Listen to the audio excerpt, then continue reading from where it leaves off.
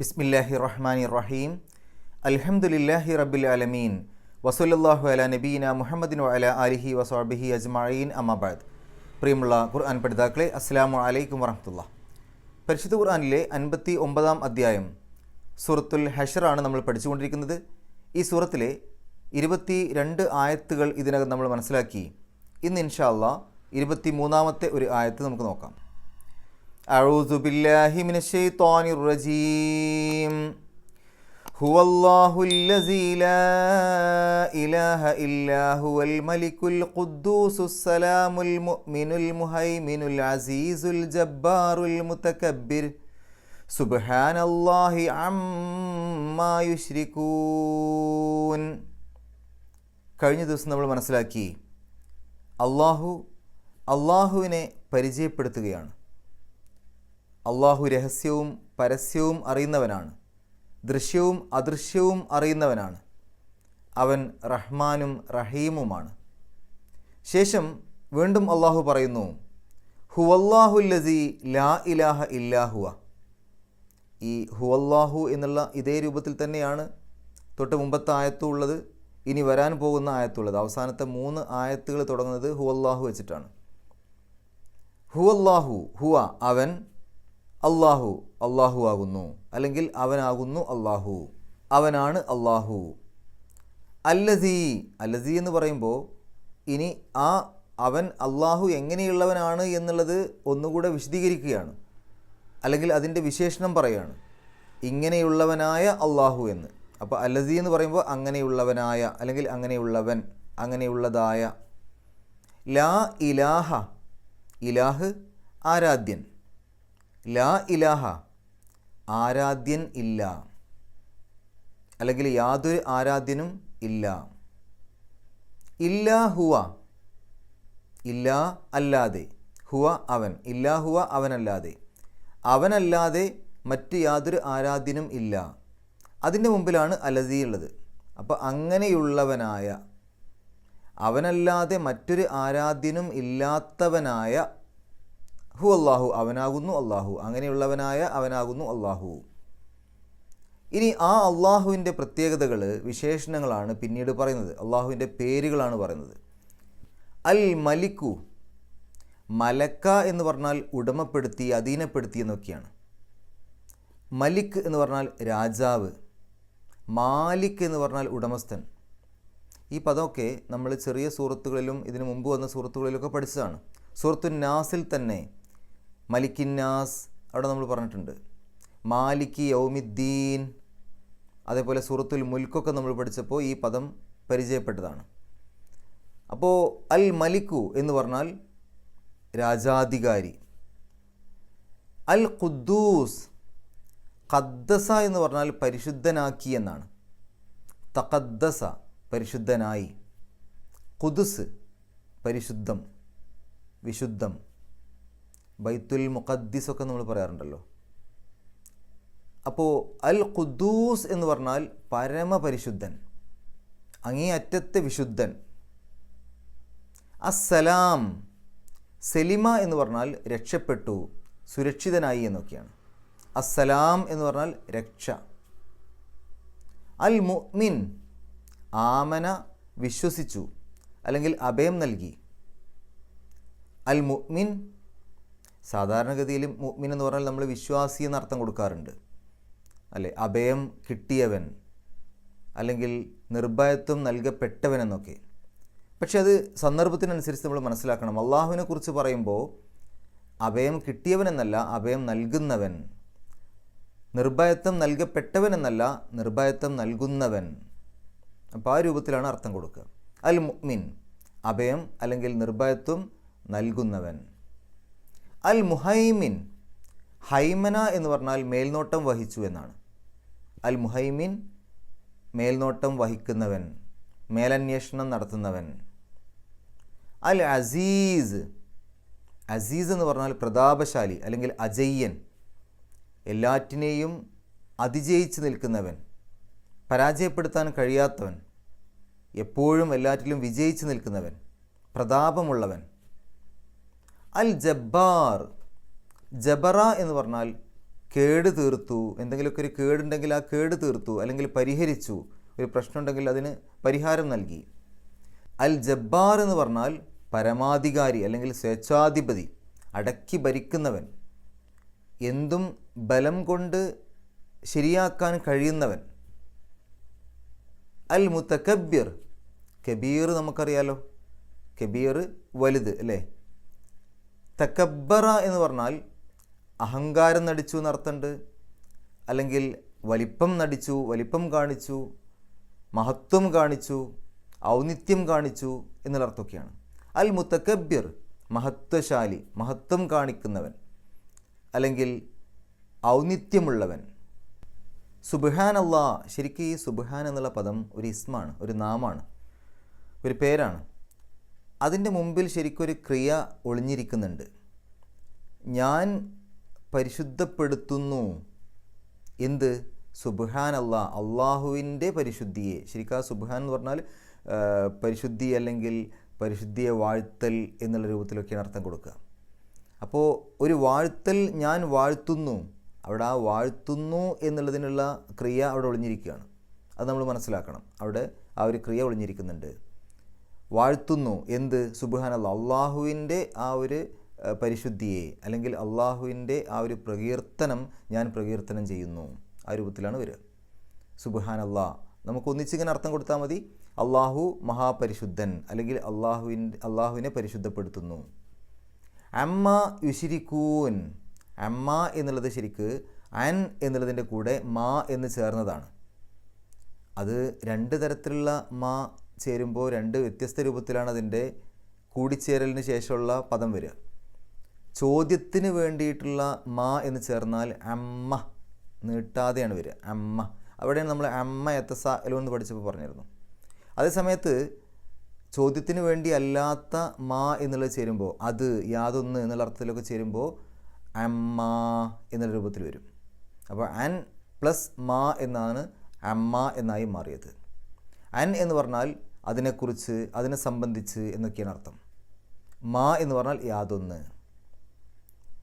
അത് നമുക്ക് ഒന്നിച്ചർത്ഥം പറയുമ്പോൾ അതിൻ്റെ അർത്ഥം മനസ്സിലാക്കാം. യുശിരിക്കൂൻ, ശരിക്ക എന്ന് പറഞ്ഞാൽ പങ്ക് ചേർത്തു എന്നാണ്. യുശിരിക്കൂ, പങ്ക് ചേർക്കുന്നു, പങ്ക് ചേർക്കും. യുശിരിക്കൂൻ, അവർ പങ്ക് ചേർക്കുന്നു, അല്ലെങ്കിൽ അവർ പങ്ക് ചേർക്കും. മാ യുശിരിക്കൂൻ, അവർ പങ്ക് ചേർക്കുന്നത്. മാ എന്ന് പറയുമ്പോൾ അത്, യാതൊന്ന്. മാ യുശിരിക്കൂൻ, അവർ പങ്ക് ചേർക്കുന്നത്. അതിൻ്റെ മുമ്പിലാണ് അൻ എന്ന് വന്നത്. അൻ മാ യുശിരിക്കൂൻ, അവർ പങ്ക് ചേർക്കുന്നതിനെ സംബന്ധിച്ച്, അവർ പങ്ക് ചേർക്കുന്നതിനെക്കുറിച്ച്. മലയാളത്തിൽ കുറച്ചും കൂടെ അതിൻ്റെ അർത്ഥം ശരിയാവുക അവർ പങ്കു ചേർക്കുന്നതിൽ നിന്ന് എന്ന് പറയുമ്പോഴാണ്. ആ മിൻ എന്നുള്ള അർത്ഥം കൊടുക്കുന്ന പോലെ കൊടുക്കുമ്പോഴാണ് മലയാളത്തിൽ കുറച്ചും കൂടെ അർത്ഥം ശരിയാവുക. അപ്പോൾ നമുക്ക് അങ്ങനെ അർത്ഥം കൊടുക്കാം. അമ്മ യുശ്രിക്കൂൻ, അവർ പങ്കു ചേർക്കുന്നതിൽ നിന്ന്. സുബ്ഹാനല്ലാഹി അമ്മ യുശ്രിക്കൂൻ, അവർ പങ്കു ചേർക്കുന്നതിൽ നിന്ന് അള്ളാഹു മഹാപരിശുദ്ധൻ, അല്ലെങ്കിൽ അള്ളാഹുവിൻ്റെ പരിശുദ്ധിയെ ഞാൻ വാഴ്ത്തുന്നു. ആ രൂപത്തിൽ. ഇപ്പോൾ നമ്മൾ പദങ്ങൾ പരിചയപ്പെട്ടു. ഒന്നിച്ച് ആയത്തിൻ്റെ അർത്ഥം പറയാം. ഹുവല്ലാഹുല്ലദീ ലാ ഇലാഹ ഇല്ലാ ഹുവൽ മലിക്കുൽ ഖുദ്ദൂസുസ് സലാമുൽ മുഅ്മിനുൽ മുഹൈമിനുൽ അസീസുൽ ജബ്ബാറുൽ മുതകബ്ബിർ സുബ്ഹാനല്ലാഹി അമ്മാ യുശ്രിക്കൂൻ. അതെ, അവനല്ലാതെ യാതൊരു ആരാധ്യനുമില്ലാത്ത അള്ളാഹു ആണവൻ. അവൻ രാജാധിപതിയാണ്, മഹാപരിശുദ്ധനാണ്, അന്യൂനനാണ്, അല്ലെങ്കിൽ രക്ഷയായുള്ളവനാണ്, അഭയം നൽകുന്നവനാണ്, മേൽനോട്ടം വഹിക്കുന്നവനാണ്, പ്രതാപശാലിയാണ്, പരമാധികാരിയാണ്, മഹത്വമേറിയവനാണ്. അവർ പങ്കു ചേർക്കുന്നതിൽ നിന്ന് അള്ളാഹു എത്രയോ പരിശുദ്ധൻ. ഇതാണ് ഈ ആയത്തിൻ്റെ ഒന്നിച്ചുള്ള അർത്ഥം. നമുക്ക് വിശദീകരണം നോക്കാം. ഹുവല്ലാഹുല്ലസീ ലാ ഇലാഹ ഇല്ലാ ഹുവ, അവനല്ലാതെ മറ്റ് യാതൊരു ആരാധ്യനുമില്ലാത്ത അള്ളാഹു ആണ് അവൻ.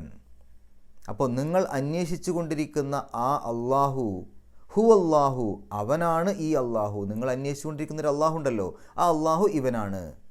ഹുവല്ലാഹു, അവനാണ് ഈ അള്ളാഹു. അല്ലെങ്കിൽ അള്ളാഹു ആരാണ് എന്നുള്ളത് പരിചയപ്പെടുത്തി തരാം. ഹുവല്ലാഹു, അവനാകുന്നു അള്ളാഹു. ആരാണ്? അല്ലദീ, ഇനി പറയുന്ന ഈ ഗുണങ്ങളൊക്കെ ഉള്ളവനാണ് അള്ളാഹു. അല്ലെങ്കിൽ തൊട്ട് മുമ്പത്തെ ആയത്തുകളിൽ പറഞ്ഞിരുന്ന ആ വിഷയവുമായിട്ട് ബന്ധപ്പെട്ട് ആരാണ് അള്ളാഹു എന്നുള്ളത് പരിചയപ്പെടുത്താം. ഹുവല്ലാഹു, അവനാകുന്നു അള്ളാഹു. അങ്ങനെയൊക്കെ നമുക്കവിടെ മനസ്സിലാക്കിയെടുക്കാം. ഹുവല്ലാഹു, അവനാണ് അള്ളാഹു, അല്ലെങ്കിൽ അവൻ അള്ളാഹു ആകുന്നു. ആരാണ് ഈ അള്ളാഹു? എന്താണ് അവൻ്റെ പ്രത്യേകത? അല്ലദീ ലാ ഇലാഹ ഇല്ലാഹുവ, അവനല്ലാതെ മറ്റ് യാതൊരു ആരാധ്യനുമില്ലാത്തവനായ, അങ്ങനെയുള്ളവനായ ഒരുത്തനാണ് അള്ളാഹു. അപ്പോൾ ആരാധനക്കർഹൻ മറ്റൊരാളും ഇല്ലാത്തവനായ ഒരേ ഒരു ആരാധ്യൻ അള്ളാഹു മാത്രമാണ് ആരാധനക്കർഹൻ. നമ്മളെ സൃഷ്ടിക്കുകയും നമ്മളെ പരിപാലിക്കുകയും നമുക്ക് വേണ്ട എല്ലാ കാര്യങ്ങളും ഒരുക്കി വെക്കുകയും എല്ലാ സംഗതികളെയും സൃഷ്ടിക്കുകയും ചെയ്ത ഒരേ ഒരു ശക്തി, ആ ശക്തിയാണല്ലോ നമ്മൾ ആരാധിക്കേണ്ടത്. ആ ശക്തിയെ മാത്രമാണ് നമ്മൾ ആരാധിക്കേണ്ടത്. അതുകൊണ്ട് ആരാധനക്കർഹൻ ആ ഒരേ ഒരു ശക്തി മാത്രമേ ഉള്ളൂ, വേറെ രണ്ടാമത്തൊരു ശക്തിയില്ല. ആ ഒരേ ഒരു ശക്തിയാണ് ആരാധിക്കേണ്ടത്. അവനാണ് ആരാധനക്കർഹൻ. ഇനി എന്താണ് അവൻ്റെ പ്രത്യേകതകൾ? അൽ മലിക്, അള്ളാഹുവിൻ്റെ ഓരോ പേരുകൾ പറയാണ്. അള്ളാഹുവിൻ്റെ പേരുകളുടെ തന്നെ പ്രത്യേകത, ആ പേരുകളൊക്കെ അള്ളാഹുവിൻ്റെ ഗുണങ്ങൾ കാണിക്കും. ഇപ്പോൾ മനുഷ്യന്മാർക്ക് പല പേരിടും, പക്ഷേ ആ പേരിൻ്റെ അർത്ഥം നോക്കിയിട്ട് അയാളെ വിലയിരുത്താനൊന്നും പറ്റില്ല. അത് നമ്മളൊരു കുട്ടി ജനിക്കുന്ന സമയത്ത് നല്ലൊരു പേരങ്ങിടും, ആ പേരിൻ്റെ അർത്ഥവും ആ കുട്ടിയുടെ സ്വഭാവവും തമ്മിൽ ബന്ധമൊന്നും ഉണ്ടാവണമെന്നില്ല പലപ്പോഴും. എന്നാൽ അള്ളാഹുവിൻ്റെ കാര്യത്തിൽ അങ്ങനെയല്ല. അള്ളാഹുവിൻ്റെ പേര് അള്ളാഹുവിൻ്റെ ഗുണങ്ങളാണ്. ആ പേര് ശരിക്ക് പഠിച്ചാൽ തന്നെയും അള്ളാഹുവിനെ കൃത്യമായിട്ട് മനസ്സിലാക്കാൻ സാധിക്കും. അൽ മലിക്, അള്ളാഹു മലിക്കാണ്, രാജാധിപതിയാണ്.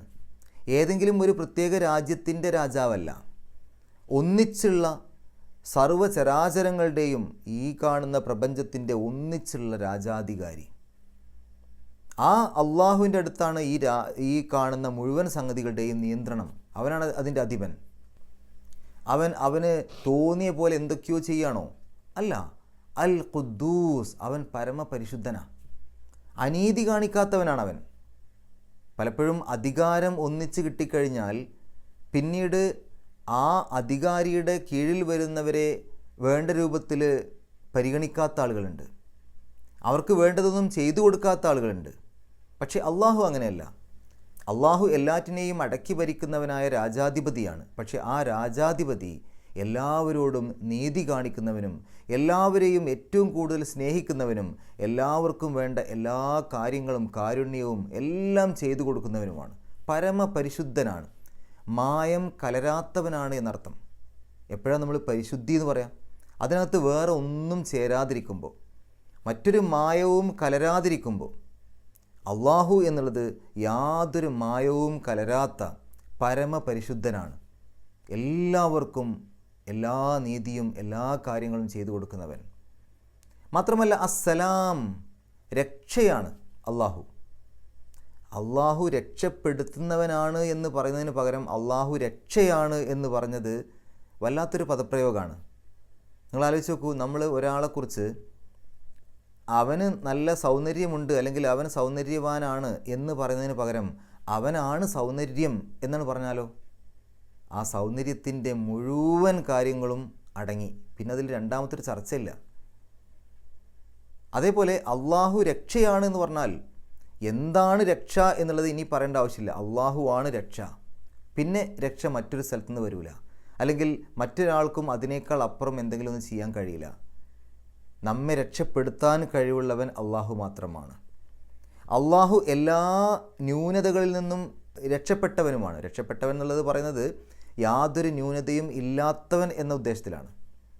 എന്ന് പറഞ്ഞാൽ ഒരു പോരായ്മയും കൂടാതെ നിൽക്കുന്നവൻ, ഏതൊരു പോരായ്മയിൽ നിന്നും ഏതൊരു പ്രശ്നങ്ങളിൽ നിന്നും യാതൊരു ന്യൂനതകളുമില്ലാതെ നിൽക്കുന്നവൻ അള്ളാഹു. അങ്ങനെ അതിൽ നിന്നൊക്കെ രക്ഷപ്പെട്ടവൻ എന്ന് പറയുമ്പോൾ നമ്മുടെ മനസ്സിൽ ചിലപ്പോൾ അതൊരു ശരിയായ പദപ്രയോഗമായിട്ട് തോന്നില്ല. പക്ഷേ അതൊന്നും ഇല്ലാത്തവൻ, അങ്ങനെ ഒരു പോരായ്മയും ഇല്ലാത്തവൻ, ഒരു ന്യൂനതയും ഇല്ലാത്തവൻ. അസ്സലാം, രക്ഷയാണ്, മറ്റുള്ളവർക്ക് രക്ഷ കൊടുക്കുന്നു. മനുഷ്യന്മാർക്കും മറ്റുള്ളവർക്കുമൊക്കെയുള്ള ഒരുപാട് പോരായ്മകൾ, ഒരുപാട് ദൗർബല്യങ്ങൾ, അത്തരം ദൗർബല്യങ്ങളും ഒന്നുമില്ലാത്തവൻ, അതിൽ നിന്നൊക്കെ മാറി നിൽക്കുന്നവൻ, അതൊന്നുമില്ലാത്തവൻ. അസ്സലാം. അൽ മുഅ്മിൻ, സാധാരണ നമ്മൾ മുഅ്മിൻ എന്നുള്ളത് സത്യവിശ്വാസി അല്ലെങ്കിൽ അഭയം നൽകപ്പെട്ടവൻ, നിർഭയത്വം നൽകപ്പെട്ടവൻ എന്നുള്ള രൂപത്തിലൊക്കെ അർത്ഥം കൊടുക്കും. അത് മനുഷ്യന്മാരെ കുറിച്ച് പറയുമ്പോൾ ഇതേ പദം തന്നെ അള്ളാഹുവിനെ കുറിച്ച് പറയും. അപ്പോൾ നമ്മളവിടെ അഭയം കൊടുക്കുന്നവൻ, നിർഭയത്വം കൊടുക്കുന്നവൻ എന്ന രൂപത്തിലാണ് അർത്ഥം കൊടുക്കുക. അപ്പോൾ അള്ളാഹു അൽ മുഅ്മിനാണ്, അൽ മുഹൈമിനാണ്, എല്ലാം മേൽനോട്ടം വഹിക്കുന്നവനാണ്, മേലന്വേഷണം നടത്താൻ കഴിവുള്ളവനാണ്. ഇപ്പോൾ എന്തെങ്കിലും ഒരു കാര്യം നടക്കുമ്പോൾ എല്ലാറ്റിൻ്റെയും മേൽനോട്ടം ഒരാളെ ഏൽപ്പിക്കുകയാണെങ്കിൽ അയാളുടെ പണി എന്തായിരിക്കും? അയാളാണ് എല്ലാം ഒന്നിച്ച് മേൽനോട്ടം നോക്കുക. എവിടെയെങ്കിലും എന്തെങ്കിലും പോരായ്മയുണ്ടോ, എവിടെയെങ്കിലും എന്തെങ്കിലും കാര്യങ്ങൾ ശ്രദ്ധിക്കാനുണ്ടോ, എന്തെങ്കിലും കാര്യങ്ങളിൽ ഇടപെടാനുണ്ടോ, മുഴുവൻ കാര്യങ്ങളുടെയും മേൽനോട്ടം, നിയന്ത്രണം അയാളുടെ കയ്യിലായിരിക്കും. അപ്പോൾ അള്ളാഹു എല്ലാറ്റിൻ്റെയും, ഈ പ്രപഞ്ചത്തിൻ്റെയും നമ്മളുടെ എല്ലാറ്റിൻ്റെയും നിയന്ത്രണമുള്ളവനാണ്. അള്ളാഹുവിന് മാത്രമേ ആ നിയന്ത്രണമുള്ളൂ. അപ്പോൾ അള്ളാഹു അൽ മുഹൈമിനാണ്, സർവ്വത്തിൻ്റെയും മേലധികാരിയാണ്, അല്ലെങ്കിൽ മേൽനോട്ടം വഹിക്കുന്നവനാണ്, മേലന്വേഷണം നടത്താൻ കഴിവുള്ളവനാണ്. മാത്രവുമല്ല അൽ അസീസ്, അജയ്യനാണ്, പ്രതാപശാലിയാണ്. അള്ളാഹുവിനെ തോൽപ്പിക്കാൻ ഒരാൾക്കും കഴിയൂല. അള്ളാഹു ഏതൊരു കാര്യത്തിലും വിജയിച്ച് നിൽക്കുന്നവനാണ്. അള്ളാഹുവിനെ പരാജയപ്പെടുത്താൻ യാതൊരു ശക്തിക്കും കഴിയില്ല. കാരണം എല്ലാ ശക്തികളെയും സൃഷ്ടിച്ചത് അള്ളാഹുവാണ്. അള്ളാഹുവിൻ്റെ മേൽ മറ്റൊരു ശക്തിയില്ല. അപ്പോൾ ഏറ്റവും വലിയ പ്രതാപമുള്ളത് അള്ളാഹുവിന് മാത്രമാണ്, ഏറ്റവും വലിയ ശക്തിയുള്ളത് അള്ളാഹുവിന് മാത്രമാണ്. അതുകൊണ്ട് തന്നെ അള്ളാഹു അജയ്യനാണ്, മറ്റൊരാൾക്കും തോൽപ്പിക്കാൻ കഴിയാത്ത രൂപത്തിൽ അജയ്യനാണ് അള്ളാഹു, വിജയിച്ചവനാണ് അള്ളാഹു, വിജയിക്കാൻ കഴിവുള്ളവനാണ് അള്ളാഹു. അൽ ജബ്ബാർ, ജബ്ബാർ എന്ന് പറഞ്ഞാൽ എന്തെങ്കിലുമൊക്കെ ഒരു പോരായ്മ ഉണ്ടെങ്കിൽ അതിനെ പരിഹരിക്കാൻ, ബലം കൊടുത്ത് പോലും പരിഹരിക്കാൻ കഴിവുള്ളവൻ. ഇപ്പോൾ എന്തെങ്കിലും ഒരു സാധനം വളഞ്ഞു, ആ വളഞ്ഞ സാധനത്തെ ബലം കൊടുത്ത് പഴയ അവസ്ഥയിലേക്ക് തന്നെ തിരിച്ചു കൊണ്ടുപോകും. അതിനൊക്കെ ഈ പദം ഉപയോഗിക്കാറുണ്ട്. അപ്പോൾ ഏതെങ്കിലും ഒരു പോരായ്മ വന്നാൽ അതിനെ ബലം കൊടുത്ത് തന്നെ പഴയ അവസ്ഥയിലേക്ക് തിരിച്ചു കൊണ്ടുപോകാൻ കഴിവുള്ളവൻ. അത് പക്ഷേ അള്ളാഹു ഈ ലോകത്ത് മനുഷ്യന്മാരുടെ കാര്യത്തിൽ ആ തരത്തിൽ ആളുകളെ ബലം പ്രയോഗിച്ച് നന്മയിലേക്ക് കൊണ്ടുപോകില്ല. അള്ളാഹു മനുഷ്യന് സ്വാതന്ത്ര്യം നൽകിയിട്ടുണ്ട്, അവൻ്റെ ഇഷ്ടം പോലെ ജീവിക്കാൻ, നന്മ സ്വീകരിക്കാം, തിന്മ സ്വീകരിക്കാം. പക്ഷേ അള്ളാഹുവിന് അതിനുള്ള കഴിവുണ്ട്. ബലം ഉപയോഗിച്ച് തന്നെ ഒരു അവസ്ഥയിൽ നിന്ന് മറ്റൊരു അവസ്ഥയിലേക്ക് മാറ്റാൻ അള്ളാഹുവിന് കഴിവുണ്ട്. അൽ ജബ്ബാറാണ് അള്ളാഹു. അള്ളാഹു സ്വേച്ഛാധിപതിയാണ്, അല്ലെങ്കിൽ അടക്കി ഭരിക്കുന്നവനാണ്, പരമാധികാരിയാണ് എല്ലാറ്റിൻ്റെയും. അൽ മുത്തക്കബ്ബിർ, കബീർ വലുത്, മുത്തക്കബ്ബിർ വലിപ്പം നടിക്കുന്നവൻ. മനുഷ്യന്മാരുടെ കൂട്ടത്തിലൊക്കെ വലിപ്പം നടിക്കുന്ന ആൾക്കാരുണ്ട്, അഹങ്കാരം നടിക്കുന്ന ആൾക്കാരുണ്ട്, മഹത്വം നടിക്കുന്നവരുണ്ട്. അതൊക്കെ നടിക്കലാണ് ശരിക്ക്. അങ്ങനെ വലിപ്പം നടിക്കാൻ മാത്രം നമുക്കൊന്നുമില്ല, നമ്മളൊക്കെ നിസ്സാരന്മാരാണ്. പക്ഷേ ആളുകൾ അവരങ്ങ് വലുതായി പോവും, ഞാനാണ് എല്ലാം എന്നുള്ള രൂപത്തിൽ അവരങ്ങ് അഹങ്കരിച്ച് പോവും. സത്യത്തിൽ ഒന്ന് ആലോചിച്ച് നോക്കുക, അങ്ങനെ അഹങ്കരിക്കാൻ അർഹതയുള്ളത് ആർക്കാണ്? അള്ളാഹുവിന് മാത്രമാണ്. അള്ളാഹു അഹങ്കാരം നടിക്കേണ്ട ആവശ്യമില്ല. അള്ളാഹുവിന് ഔന്നിത്യം ഉണ്ട്, അള്ളാഹുവിന് വലിപ്പം ഉണ്ട്, യഥാർത്ഥത്തിലുണ്ട്. അത് നടിക്കേണ്ട ആവശ്യമില്ല. കാരണം എല്ലാറ്റിൻ്റെയും അധിപൻ അള്ളാഹുവാണ്. അതുകൊണ്ട് ഏറ്റവും വലിയവൻ അള്ളാഹുവാണ്. അള്ളാഹു അക്ബർ, അള്ളാഹുവാണ് ഏറ്റവും വലുത്. അതിൻ്റെ താഴെയാണ്, അല്ലെങ്കിൽ അള്ളാഹുവിൻ്റെ സൃഷ്ടികളാണ് ബാക്കിയെല്ലാം. അതുകൊണ്ട് തന്നെ അഹങ്കരിക്കാനുള്ള അർഹത അള്ളാഹുവിന് മാത്രമേ ഉള്ളൂ. മഹത്വമുള്ളവൻ അള്ളാഹു മാത്രമാണ്, അല്ലെങ്കിൽ വലിപ്പമുള്ളവൻ അള്ളാഹു മാത്രമാണ്. മറ്റുള്ളവരൊക്കെ അത് നടിക്കുക മാത്രമാണ് ചെയ്യുന്നത്. ഇല്ലാത്തൊരു കാര്യം ഉണ്ട് എന്ന് പറഞ്ഞുകൊണ്ട് നടിക്കൽ മാത്രമാണ് മറ്റുള്ളവരൊക്കെ ചെയ്യുക. അള്ളാഹുവിന് അങ്ങനെയല്ല. അള്ളാഹുവിന് ഉണ്ട്, അതുണ്ട്, യഥാർത്ഥത്തിൽ അതുണ്ട്. ആ ഒരു വലിപ്പവും ആ ഒരു മഹത്വവും അള്ളാഹുവിനുണ്ട്. എന്നിട്ട് അള്ളാഹു ഈ ഒരു ആയത്ത് അവസാനിപ്പിക്കുന്നത് സുബ്ഹാനല്ലാഹി അമ്മാ യുശ്രിക്കൂൻ, അവർ പങ്കു ചേർക്കുന്നതിൽ നിന്ന് അള്ളാഹു എത്രയോ പരിശുദ്ധൻ. ഇങ്ങനെയൊക്കെയുള്ള ഈ അള്ളാഹു പോരാ ഒരു കാര്യം ചെയ്യാൻ. അതിന് അള്ളാഹുവിൻ്റെ കൂടെ മറ്റു ചില ശക്തികൾ കൂടെ വേണം, അല്ലെങ്കിൽ മറ്റു കുറച്ച് ആരാധ്യന്മാർ കൂടെ വേണം, അല്ലെങ്കിൽ ഈ കാര്യങ്ങളെ മുഴുവൻ നിയന്ത്രിക്കാൻ അള്ളാഹുവിനെ കൊണ്ട് ഒറ്റയ്ക്ക് പറ്റൂല, അതിന് വേറെയും ചില ആളുകളുണ്ട് എന്ന രൂപത്തിൽ അള്ളാഹുവിന് പങ്കുകാരെ ചേർക്കുമ്പോൾ അത് എത്ര വലിയൊരു അബദ്ധമാണെന്ന് ആലോചിച്ച് നോക്കൂ. എല്ലാറ്റിനെയും സൃഷ്ടിച്ചവൻ, ആ എല്ലാറ്റിനെയും സൃഷ്ടിച്ച ആ ഒരു സൃഷ്ടാവ്, ആ സൃഷ്ടാവിന് അവൻ്റെ കൂടെ മറ്റ് ചില ആളുകളെ ഈ സൃഷ്ടികളായിട്ടുള്ള നമ്മൾ തന്നെ വെച്ച് കൊടുക്കുക. അള്ളാഹുവിൻ്റെ സൃഷ്ടികളാണ് നമ്മൾ, എല്ലാം അള്ളാഹുവിൻ്റെ സൃഷ്ടികളാണ്. എന്നിട്ട് ആ ഒരു അള്ളാഹുവിൻ്റെ കൂടെ, ആ അള്ളാഹുവിന് കഴിവില്ല, ആ അള്ളാഹുവിൻ്റെ കൂടെ നമ്മൾ മറ്റാരെങ്കിലും സങ്കല്പിക്കുക. എന്നിട്ട് ചില കാര്യങ്ങളൊക്കെ ചെയ്യാൻ വേണ്ടി അള്ളാഹുവിൻ്റെ കൂടെ ആ ശക്തിയും, അങ്ങനെ ഒന്നിലധികം ദൈവങ്ങളെ സങ്കല്പിക്കുക. എന്നിട്ട് അവർക്കും ആരാധനകൾ കൊടുക്കുക. അവരെയും നമ്മൾ വലിയ സ്ഥാനത്ത് മനസ്സിലാക്കുക. എത്ര വലിയൊരു തെറ്റാണ്. അപ്പോൾ അവർ പങ്കുചേർക്കുന്നതിൽ നിന്ന്, ആളുകൾ പങ്കുചേർക്കുന്നതിൽ നിന്ന് അള്ളാഹു മഹാപരിശുദ്ധനാണ്. കാരണം അങ്ങനെ ഒരാളുടെ സഹായമോ അങ്ങനെ ഒരാളുടെ ഒരു ജോലി പങ്കുവെക്കലോ ഒന്നും അള്ളാഹുവിന് ആവശ്യമില്ല. അള്ളാഹുവിന് എല്ലാം ഒരുമിച്ച് ചെയ്യാൻ പറ്റും. അള്ളാഹുവാണ് എല്ലാം സൃഷ്ടിച്ചവൻ, അള്ളാഹുവാണ് എല്ലാം ചെയ്യുന്നവൻ. അതുകൊണ്ട് അള്ളാഹുവിന് നമ്മൾ ആരെങ്കിലും പങ്കു ചേർക്കുകയാണെങ്കിൽ, അള്ളാഹുവിൻ്റെ കൂടെ മറ്റാരെങ്കിലും നമ്മൾ പങ്കു ചേർക്കുകയാണെങ്കിൽ അതിൻ്റെ അർത്ഥം അള്ളാഹുവിന് വേണ്ടത്ര കഴിവില്ല. ആ അള്ളാഹുവിൻ്റെ കൂടെ മറ്റാരെങ്കിലും കൂടെ ഉണ്ടെങ്കിലേ ആ കാര്യങ്ങളൊക്കെ ഒന്ന് ഭംഗിയായി ചെയ്യാൻ പറ്റുള്ളൂ, അള്ളാഹുവിനെ കൊണ്ട് ഒറ്റയ്ക്ക് കഴിയില്ല എന്നാണ് അള്ളാഹുവിൽ പങ്കു ചേർക്കുമ്പോൾ നമ്മൾ അറിയാതെ സമ്മതിച്ചു കൊടുക്കുന്നത്. അത് ഏറ്റവും വലിയ ഗുരുതരമായ തെറ്റാണ്, വളരെ വലിയ തെറ്റാണ്. അതുകൊണ്ട് അള്ളാഹുവിനെ കൊണ്ട്, അള്ളാഹുവാണ് മഹാശക്തി, അള്ളാഹുവാണ് അധിപൻ, അള്ളാഹുവാണ് എല്ലാറ്റിനെയും സൃഷ്ടിച്ചവൻ, ആ അള്ളാഹുവിനാണ് എല്ലാറ്റിനും കഴിവുള്ളവൻ. ആ അള്ളാഹു മാത്രം മതി എനിക്ക് ആരാധിക്കാൻ, ആ അള്ളാഹു മാത്രം മതി നമുക്ക് എല്ലാ കാര്യങ്ങളും ചെയ്തു തരാൻ. അതുകൊണ്ട് നമ്മുടെ എല്ലാ ആരാധനകളും ആ ഒരു ഏകനായ ശക്തിയോട്, അള്ളാഹുവിനോട് മാത്രമായിരിക്കണം എന്നർത്ഥം. നമുക്ക് ഈ ആയത്തിൽ വന്ന പാരായണ നിയമങ്ങൾ നോക്കാം. ഹുവല്ലാഹുല്ലസീ ലാ ഇലാഹ, അവിടെ ലാ എന്നുള്ള നീട്ടലിന് ശേഷം ഹംസ വന്നു. വ്യത്യസ്ത പദങ്ങളിലാണ് 4-5 അക്ഷരങ്ങളുടെ ദൈർഘ്യം വരെ നീട്ടാൻ അനുവാദമുണ്ട്, നിർബന്ധമില്ല. മദ് മുൻഫസിൽ. ലാ ഇലാഹ ഇല്ലാഹുവൽ മലിക്കുൽ ഖുദ്ദൂസുസ് സലാമുൽ മുഅ്മിനുൽ മുഹൈമിനുൽ അസീസുൽ ജബ്ബാറുൽ മുതകബ്ബിർ. മുതകബ്ബിർ എന്നുള്ള ആ ഒരു സ്ഥലത്ത് നോക്കുകയാണെങ്കിൽ ഒരു ജീമ് കാണാം. അവിടെ പാരായണം നിർത്താം, നിർത്താതെയും ഓതാം. അവിടെ പാരായണം നിർത്തുകയാണെങ്കിൽ റോയിന് സുക്കൂനിട്ടിട്ട് നിർത്തുക. അപ്പോൾ മുതകബ്ബിർ ര് എന്നുള്ള ഉച്ചാരണം കൊടുക്കുക, റോയിന് ര് എന്നുള്ള ഉച്ചാരണം. ഇനി അവിടെ പാരായണം നിർത്താതെയാണ് ഓതുന്നതെന്നുണ്ടെങ്കിൽ മുതകബ്ബിറു എന്ന് പറഞ്ഞിട്ട് സാധാരണ പോലെ അങ്ങ് പാരായണം ചെയ്ത് പോയാൽ മതി. സുബ്ഹാനല്ലാഹി അമ്മ മീമിൻ്റെ ശബ്ദം മണിക്കുക.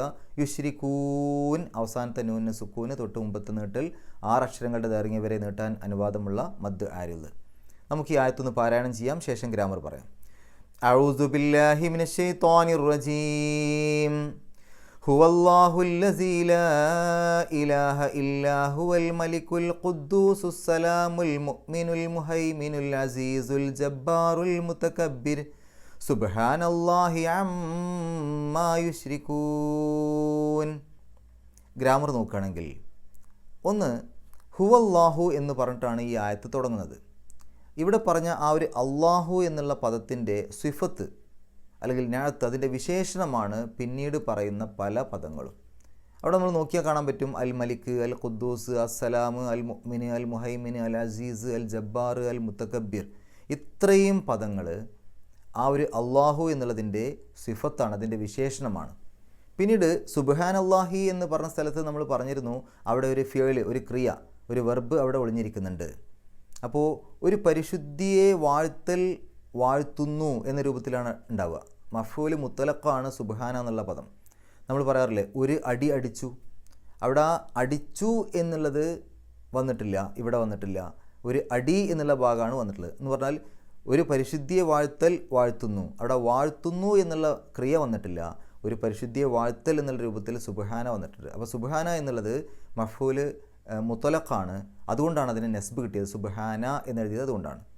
ഇനി സുബ്ഹാനല്ലാഹി എന്നെടുക്കുമ്പോൾ അള്ളാഹു എന്നുള്ള പദത്തിലേക്ക് സുബ്ഹാന എന്നുള്ള പദത്തെ ചേർത്തിരിക്കുകയാണ്. ഒരു ഇസ്മിനെ മറ്റൊരു ഇസ്മിലേക്ക് ചേർക്കുമ്പോൾ ഏതിലേക്കാണോ ചേർത്തത് ആ പദത്തിന് മുലാഫിൻ ഇലൈഹി എന്ന് പറയും. അതിനെപ്പോഴും ഇഅ്റാബ് ജറായിരിക്കും, സാധാരണ കസ്റുണ്ട് അല്ലെങ്കിൽ കസ്ർ തൻവീനുണ്ട്. അപ്പോൾ സുബ്ഹാനല്ലാഹി, അല്ലാഹി എന്നെഴുതാൻ കാരണം അത് മുലാഫിൻ ഇലൈഹി ആയതുകൊണ്ടാണ്. അങ്ങനെയാകുമ്പോൾ അള്ളാഹുവിൻ്റെ ഇൻ്റെ എന്നുള്ള അർത്ഥമാണ് കിട്ടുക. അപ്പോൾ അള്ളാഹുവിൻ്റെ ആ ഒരു പരിശുദ്ധി, അതിനെ വാഴ്ത്തുന്നു എന്നുള്ള രൂപത്തിൽ അർത്ഥം പോകും. ഇത്രയും കാര്യങ്ങളാണ് ഈ ഒരു ആയത്തിൽ നമ്മൾ മനസ്സിലാക്കേണ്ടത്. അള്ളാഹു പരിശുദ്ധ ഖുർആൻ ഏറ്റവും നല്ല രൂപത്തിൽ പഠിക്കുവാനും അത് ജീവിതത്തിൽ പകർത്തുവാനും കഴിവിൻ്റെ പരമാവധി മറ്റുള്ള ആളുകൾക്ക് എത്തിച്ചു കൊടുക്കുവാനുമുള്ള സന്മനസ്സും തൗഫീക്കും സൗഭാഗ്യവും നമുക്ക് ഏവർക്കും പ്രദാനം ചെയ്യുമാറാകട്ടെ.